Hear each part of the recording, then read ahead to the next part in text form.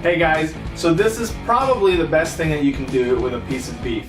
Not only is it the most basic thing that you can do with a piece of beef, but it is going to knock your socks off, okay? A standing rib roast.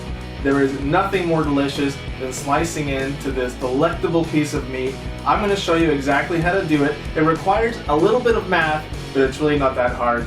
You'll see. Let me show you. Alright, so the first thing obviously is that you buy the right kind of meat, okay? So you're looking for a standing rib roast, okay? And you want to make sure that it's bone in. The second thing that's important is to remember how much it weighs. So this one is 8.38 pounds, okay? And that's going to come in handy when I show you the mathematical formula that you're going to have to do to put this in the oven and have it come out absolutely 100% perfect. Alright, now note that I've let this sit on my countertop for about 3.5 hours. And that might sound a little strange to you, and if you're one of these people that's really freaked out by salmonella and things like that, it may not sit very well with you, but in order to get this piece of beef to cook exactly perfectly, we got to leave it out and get it as close to room temperature as we can. So do not be afraid, this is how it's done. You want to leave this out on your countertop for 3 to 4 hours just so it comes up as close as you can get it to room temperature. Okay, obviously if you're like in Arizona or something and it's 110 degrees, it may take a little less time, but within reason, let's get this as close as we can to room temperature. That's the very first step. That's one of the most important things to do for this. Alright, now before we continue, again, it's very, very important that you have the bone in. See these ribs? See these bones over here? These have to be attached to the whole piece. They all play a factor in tempering the meat temperature and making sure that this recipe, with the formula that I'm going to give you, turns out absolutely perfect, okay? If you just get this is essentially a ribeye roast, okay, with a bone on it, with the ribs on it. If all you can find is a whole ribeye roast, then you may want to go out, and I've had to do this once or twice, and buy an actual rack of ribs, of beef ribs, to put on this and tie them together. But ideally, a standing rib roast is like this, okay? Ribs, here is your ribeye roast all together, and like I said, this is about 8 pounds. So this goes ribs down on top of a pan. Also notice that I asked the butcher specifically to leave this thing alone. I want all the fat on it. Do not trim the fat cap off of this thing, because you want this fat to protect the meat, and you're going to see why in a second, and you want it to permeate through the whole thing. It's going to make it absolutely delectable and juicy. Alright, now I have some butter, and what I've done is I've left this on the countertop so it's nice and soft.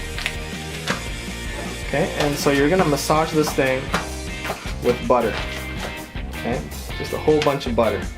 Okay, yeah, so if you've ever heard the term food porn, this is it. Alright, you may want to turn your children's eyes away from the TV right now. Alright, now at this point you can do whatever you want on here. You can do truffle salt, you can do any kind of combination of spices and stuff like that. I always like to do just like, Montreal steak spice. To me it's always tasted awesome, and it's something I use really often. Alright, and I ran out of black truffle salt, so I'm going to use this. Okay, so coat it liberally, like really, really lay the spice on this thing. Okay, so here we go. Alright, so a nice crust. Okay, now here's the math, okay, and pay attention. Remember the weight on this thing? You definitely have to know how many pounds it is. So here it was 8.38. Now we're going to multiply that by 5, and that's going to give us roughly 42. So 42 is the minutes that we're going to put this in the oven at 500 degrees, okay? So again, it's weight times 5 equals the number of minutes that this is going to go in the oven at 500. And then we're going to turn the oven off, and we're going to just let it sit there for 2 hours. Now do not open the oven door. It's really important that you leave the oven door closed during those 2 hours. There goes my oven at 500. So it's really important that you leave this oven door closed. Do not open the oven door during the 2-hour cool down period. That is imperative to cook this thing perfectly. Alright? Okay, so in the oven it goes. Alright, so I have my timer on, 42 minutes, then I'm going to shut it off, and then we're going to wait 2 hours. Alright, now during this cooking process, do not be alarmed if you look inside your oven and you freak out and you want to call 911, okay? Your meat's going to be sputtering and smoking, and it's going to look like you ruined it. Okay. Seriously, oven? Alright. So it's going to be smoking and sputtering, and it's going to look like you ruined your meat, but do not fret. This is all part of the process.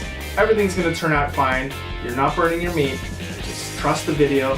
Just trust what I said. Now, if there's a fire, yes, of course, then you've ruined it. But if there's no fire and it's all just smoke, you were doing good.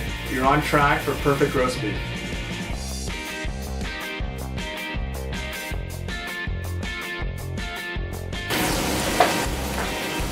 Now, while you're waiting, you have 2 hours to kill, so why not? You have a little olive oil here, a little bit of diced onions, some parsley, and I'm just gonna cook this down so the onions get a little bit caramelized.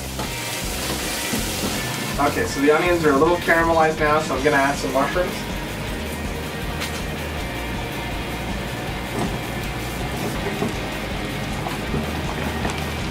Okay, and you wanna cook those down.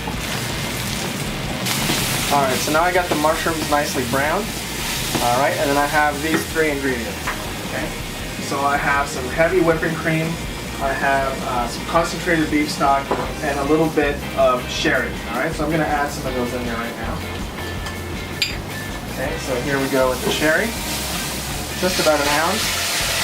Just to deglaze this. Alright. And then I'm going to add a spoonful of this concentrated beef stock. Okay, and then we're going to do a whole bunch of heavy whipping cream.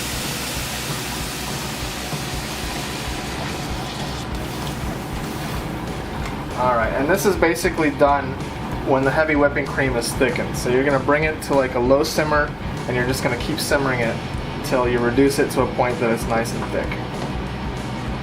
Okay, so this mushroom sauce has been reducing now for about 20 or 30 minutes. So come on in and take a look. And it's nice and thick. You can see it's reduced by about half or more. Okay, and it coats the back of your spatula really smoothly.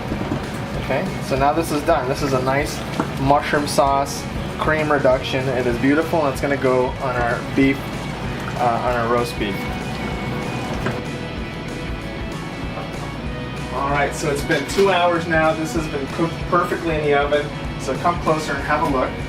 Alright, now this top part here may look a little burnt, but what happened is that top layer of fat actually burnt and protected everything else. Okay, so inside of this top layer of fat, everything is perfectly cooked, and that's exactly what you want. So what I'm going to do now is, and this is cooled down a bit, because remember, it came down temperature gradually in the oven. Okay. Alright, so I'm going to take my braking knife. This here is a braking knife, really good thing to have. Okay, and I'm going to take the ribs off of this. Okay, so if you want to just see what I'm doing here, and I'm cutting the ribs off and trying to get as little meat as I can. Okay, and these are awesome. You definitely do not throw these out, because these ribs, you can eat them just like this, nice and rare, or you can throw some barbecue sauce on them, throw them on the grill. They are really, really, really good. Okay, so I'm going to put these in a bucket, and here is the moment we have all been waiting for, the cutting of the perfectly medium rare standing rib roast. Okay. Alright, so check this out. Okay. Look at that color. Oh my god, look at this. Super, super juicy, perfectly pink, cooked medium rare on the inside. Wow. Oh my god.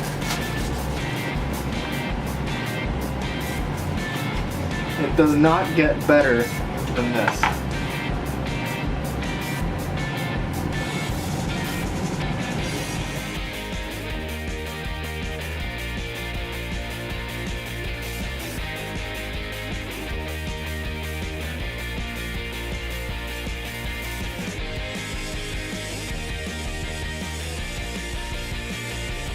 If you like this video, please click that subscribe button. Your subscriptions help me make more videos.